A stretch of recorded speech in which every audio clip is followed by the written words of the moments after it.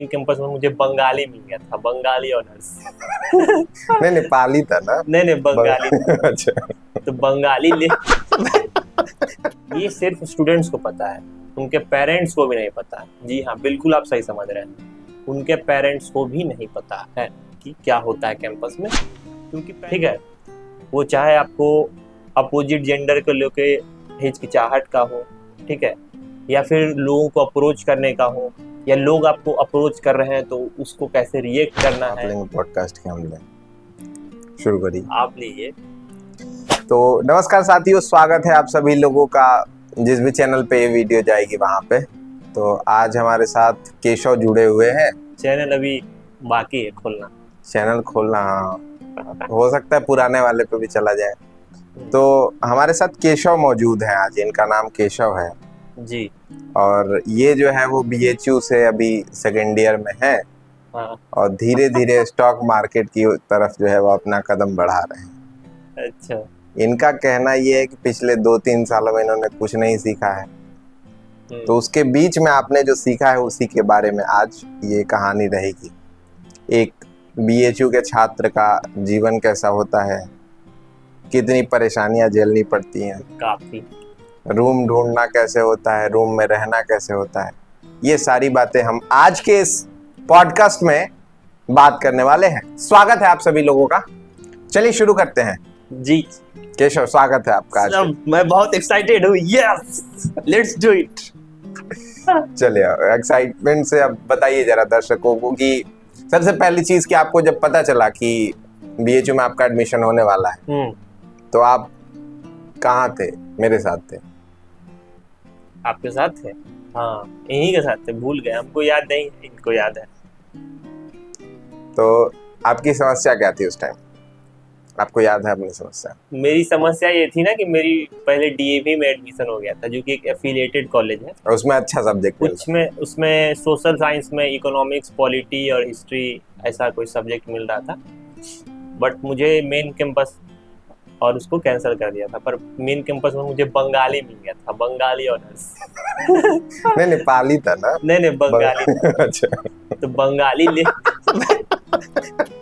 हर थोड़ी देर में स्क्रॉल करता रहता था कि बंगाली कब हटे, बंगाली कब हटे। अपग्रेड होता था पहले। हाँ, प्रेफरेंस तो उसमें अपग्रेड प्रेफरेंस होता था। बंगाली वो 29वां नंबर का मेरा प्रेफरेंस था, बंगाली।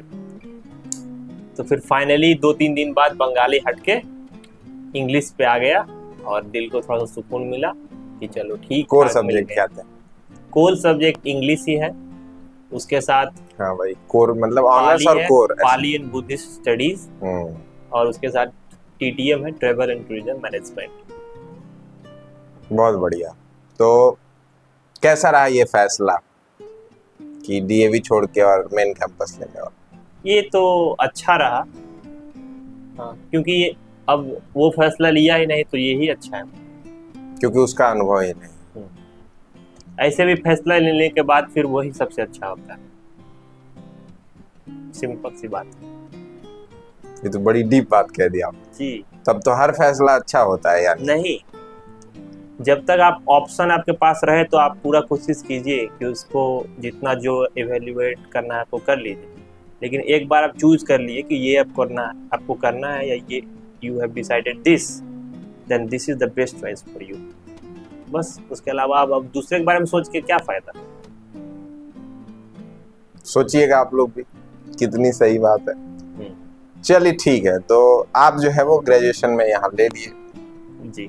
2 साल में ऐसी 2 लर्निंग्स आपने क्या सीखी जो आपको लगता है कि आने वाले जो बच्चे हैं जो BHU में आने वाले हैं, या जो ऐसे बड़े बुजुर्ग भी देख रहे हैं उन्हीं को आप बताइए कि ऐसे 2 साल में ऐसी 2 चीजें जो मैंने, ये बेस्ट चीजें, वो किसी चीज में हो सकता है, एडजस्टमेंट में हो सकता है, लर्निंग में हो सकता है, फ्रेंडशिप में हो सकता है, स्टडी में हो सकता है, BHU के एनवायरनमेंट में हो सकता है, एनीथिंग।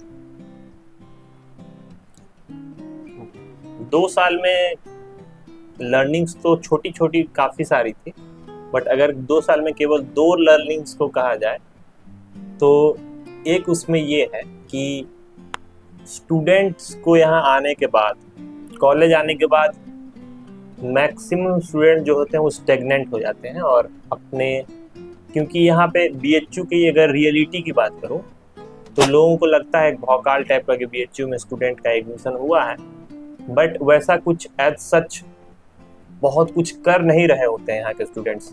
ये केवल वहाँ के स्टूडेंट्स को पता है, ये सिर्फ स्टूडेंट्स को पता है, उनके पेरेंट्स को भी नहीं पता है। जी हाँ, बिल्कुल आप सही समझ रहे हैं, उनके पेरेंट्स को भी नहीं पता है कि क्या होता है कैंपस में, क्योंकि पेरेंट्स भी एक रहते हैं कि हाँ बच्चे का हो ही गया है और ऐसा। अब बच्चा मेरे ऐसा ऑनेस्ट हो या पेरेंट्स से बहुत ज़्यादा ट्रांसपेरेंट उनका रिलेशन अगर हो तो ही वो बताता है कि कुछ बहुत खास सेमेस्टर्स एग्ज़ाम में रखे हुए हैं, नहीं एग्ज़ाम से 2-3 दिन पहले पढ़ना है और फिर एग्ज़ाम में जो भी करके आना है, बस ये है। तो लर्निंग्स इसमें ये है कि एकेडमिक लाइफ जो आपका होता है वो बीए के लिए मैं बता रहा हूँ, मैं और कोर्सेज की बात नहीं कर रहा हूँ, बीए के लिए बता रहा हूँ। एकेडमिक कोर्स को बहुत ही हेक्टिक नहीं होता है, काफ़ी इजी गोइंग होता है। तो एकेडमिक के अलावा आप किसी न किसी एक स्किल पे जरूर फोकस कीजिए जो कि आपको, जिसका अल्टीमेट एम रिवेन्यू जनरेट करना हो, ठीक है। उसमें आपको 1 साल लगे 2 साल लगे उसमें लगाइए, लेकिन एक साइड हसल जिसको आजकल लेट मी करेक्ट इट कि नॉट ओनली मतलब रेवेन्यू जनरेशन, इट रादर कि कुछ हायर गोल्स जैसे यूपीएससी या समथिंग लाइक दैट कंपटीशन। नहीं, हम यहाँ स्किल अपग्रेडिंग का बात कर रहे हैं, ना कि करियर का, ठीक है। आप यूपीएससी का भी प्रेप कर रहे हैं फिर भी आपको स्किल एक अपग्रेड करना ही चाहिए, okay, according to me. Okay, ठीक है, ये कहना गो ऑन, ठीक है। फर्स्ट बाकी ये फर्स्ट लर्निंग था। सेकेंड लर्निंग ये है कि आपको यहाँ पे आके अपना जो भी आपका प्री कंसीव्ड नोशंस हैं, जिसको हिंदी में पूर्वाग्रह कहते हैं, उन सबको आपको यहाँ पे तोड़ने का पूरा मौका मिलेगा, ठीक है। वो चाहे आपको अपोजिट जेंडर को लेके हिचकिचाहट का हो, ठीक है, या फिर लोगों को अप्रोच करने का हो, या लोग आपको अप्रोच कर रहे हैं तो उसको कैसे रिएक्ट करना है, आपका सोशल जो रिलेशंस वगैरह हैं वो कैसे हैं, इन सब चीज़ों में जो भी आपने बाउंड्री सेट की होंगी अपने लाइफ में अभी तक, उनको तोड़ने का पूरा मौका मिलेगा। तो उनको तोड़ के उसमें एक्सेल करने का कोशिश करना चाहिए। ये 2 लर्निंग्स था। तो ये आपने किया, मतलब हाँ, ये लर्निंग का मतलब ऐसे करने की कोशिश की, लेकिन मैं इसमें बहुत अच्छा कर पाया ऐसा कहना मैं फिलहाल सही नहीं। दोनों में, हाँ, दोनों स्किल अपडेट और एक दूसरा वाला तो फिर भी बहुत हद तक ठीक है, ठीक है, लेकिन पहले वाले में मुझे नहीं लगता कि अभी मतलब सक्सेस मिल पाया, अभी उसमें प्रोसेस में। आपने कहा कि बीएचयू का जो है वो यहाँ मतलब इजी हो एकेडमिक, लेकिन कुछ बच्चे ऐसे हैं जो इसी में बहुत ज्यादा मतलब एफर्ट लगाए हुए हैं कि नहीं मुझे करना है भाई, टीचर ने जो पढ़ाया आज मैं वो जाके पढ़ रहा हूँ, कल जो पढ़ाने वाले हैं वो मैं पढ़ूंगा, है ना। तो क्या मतलब इतने ये इस तरह के बच्चों की नंबर क्या होगी या परसेंटेज क्या होगी। और सेकंड क्वेश्चन है कि जो बच्चे बता नहीं पा रहे हैं, ठीक है, कि जैसे ये बहुत अच्छी बात है कि आप जब प्रिपरेशन कर रहे होते हैं तो जिस चीज़ की आकांक्षा के साथ आप प्रिपरेशन करते हैं वो जब मिल जाता है तो यहाँ आने के बाद आपका एक क्या कहते हैं अचीवमेंट वाली फीलिंग हो जाती है। इसी वजह से आईआईटी के भी बच्चे जो है वो बहुत आईआईटी कॉलेज में जाने के बाद नहीं पढ़ते हैं। तो जो दूसरे टाइप के बच्चे जो बता भी नहीं रहे हैं और कुछ कर भी नहीं रहे, तो उनकी क्या फीलिंग्स होती है और उनको क्या करना चाहिए। क्या बता नहीं रहे कि यहाँ पे पढ़ाई नहीं हो रही है, खुद उनके मन में ये सेटिस्फेक्शन नहीं है, बल्कि वो अचीवमेंट्स पे लगे हुए हैं या बस जस्ट सीलिंग या डिप्रेसिंग कुछ भी, उनके साथ उनका क्या फीलिंग होता है अंदर का। हाँ, वो maximum number, the first question मेरा जो था वो ये था। हाँ, ठीक, ओके। मैक्सिमम स्टूडेंट्स का जो नंबर है वो यही कर रहे हैं जो आपने कहा। तो उनकी फीलिंग ये होती है ना कि अब फिर यहाँ पे कंडीशंस अप्लाई होते हैं, फैमिली का फाइनेंशियल कॉम्पिटेंस कितना है, कहाँ तक उनको सपोर्ट कर पा रहे हैं। अगर थोड़ा सा फैमिली में मतलब फाइनेंशियली काफ़ी सुदृढ़ नहीं है, एबल नहीं है, तो फिर उनको 3rd ईयर तक आते आते जो है थोड़ा सा वो होने लगता है कि अब मैं क्या करूं, ठीक है। एकदम हिट हार्ड होता है। हाँ, कि एम में जाऊं या फिर यूपीएससी जाऊं या अचानक से बहुत बढ़िया। वो कब टू रियलिटी हम्म, वाली बात आ true. जाती है। फिर याद आता है कि अब तो BHU is going to end, hmm, graduation complete होने वाला है आपका, और फिर अब क्या करना है। हम्म, तो फिर वो सोचना शुरू करता है क्या करें, और जब कुछ समझ नहीं आता है तो फिर से BHU में एडमिशन ले लेता है। मैक्सिमम स्टूडेंट्स यही करते हैं, बिल्कुल ठीक। लेकिन फिर भी इनका परसेंटेज बहुत कम है जो ले पाते हैं जो ले actually. पाते हैं एडमिशन। हाँ। क्योंकि यूजी को कंपेयर करें पीजी में तो यहाँ काफी कम सीट्स हैं। वो चाहे BHU में पीजी में एडमिशन ले या कहीं भी भारत की यूनिवर्सिटी में एडमिशन ले, तो बहुत कम सीट्स हैं, तो अल्टीमेटली बहुत कम स्टूडेंट्स ले पाते हैं एडमिशन। मैक्सिमम स्टूडेंट्स क्या करते हैं कि वो या फिर किसी कॉम्पिटिटिव एग्जाम्स की तैयारी करना शुरू कर देते हैं, क्योंकि उनके पास और कोई ऑप्शन होता नहीं है करने के लिए कुछ भी, या फिर अगर वो अपना एक माइंडसेट बना लिए होते हैं इस यूनिवर्सिटी में रह के कि मुझे या फिर एकेडमिक्स में ही ग्रो करना है, जिसको क्या कहा जाता है JNU में, एकेडमिया, एकेडमिया, ठीक है, एकेडमिया, एकेडमिया। ओके। तो एकेडमिया में उसको अपना प्रोफेसर बनना है, सीधी बात कहें तो फिर वो अपना फोकस हो जाते हैं उधर। और कुछ ऐसे स्टूडेंट्स होते हैं जो कि चाहते हैं UPSC भी कर लें और एकेडमिया भी चलता रहे, तो वो भी परस्यू करते हैं। ठीक है।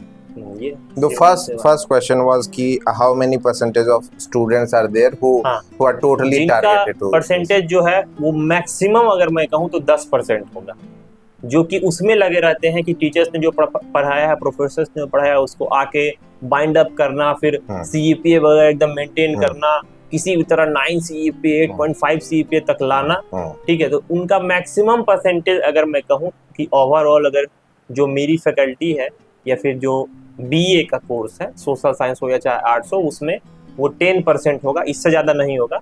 मीन्स कि अभी 600 सीटें ऑलमोस्ट हैं जो आपका सोशल साइंस है, और 1000+ सीटें आपकी आर्ट्स में टोटल ऐड कर दें, मैक्सिमम मान लेते 2000, जो अभी हम एफिलिएटेड नहीं ऐड कर रहे हैं, केवल मेन कैंपस। तो 2000 में आपका कहना है कि 200 students are there who are totally targeted, और बाकी 1800 का जो हालत है वो आपने वहां डिस्कस कर दिया, ठीक है। और वो स्टूडेंट्स ऐसा कर रहे होते हैं, ठीक है, तो अब अपने अपने अकॉर्डिंग उनका भी कोई मोटिव होता है उसको करने के पीछे, ठीक है। अगर मोटिव नहीं हो और फिर भी कर रहे हो तो मुझे कुछ समझ नहीं आता कि ये ऐसा क्यों कर रहे हैं। किसके बारे में बात हो रही है? जो कि ये 10% स्टूडेंट्स। ओके, हाँ। अगर किन्हीं का मोटिव है कि मुझे एकेडमिया में अच्छा परफॉर्म करना है और PhD में ऐसा कुछ होता है कि आपका UG में एक फिक्स CGPA से ज़्यादा हुआ तो वहाँ पे कुछ आपको एक एज मिलता है, इस तरह की चीज़ें होती है। शायद बहुत सारे स्टूडेंट्स इसलिए भी ट्राई कर रहे होते हैं, या जैसे नहीं तो आप CGPA के पीछे ही क्यों भाग रहे हैं कि गेनिंग नॉलेज शुड बी गोल, कि मुझे गोल गेनिंग नॉलेज जो है ना वो सब्जेक्ट वाइज देखें तो बहुत कम ही ऐसे सब्जेक्ट हैं जिसमें गेनिंग नॉलेज एक गोल हो सकता है। उनको UPSC जाना है, उनका इंटरेस्ट नहीं हो उन सब्जेक्ट, मतलब इंटरेस्ट हो उस सब्जेक्ट वही, हाँ ठीक है, ठीक है। मतलब केवल सिलेबस भी ऐसा नहीं है, सिलेबस भी मतलब अगर कहें तो अच्छा है कि प्रिपरेशन करने के लिए आपको 6 महीने का समय लगेगा जेन्युइनली अगर चाहे तो वो इस पर्पज से भी कर सकते हैं ऐसा क्यों? क्या कहना है आपका सवाल? मैं यही कह रहा हूँ कि आप जो कह रहे हैं कि उनका मोटिव जो है वो केवल और केवल CGPA लाना या ऐसा है, तो क्या मतलब नॉलेज गेन करना एक उद्देश्य नहीं हो सकता जिसकी वजह से वो प्रिपरेशन कर रहे हैं कि मुझे बस ऐसा इंटरेस्ट है? ठीक है, हाँ। किसी भी सब्जेक्ट को आप पढ़ते हैं तो उसमें नॉलेज तो होना ही चाहिए ना।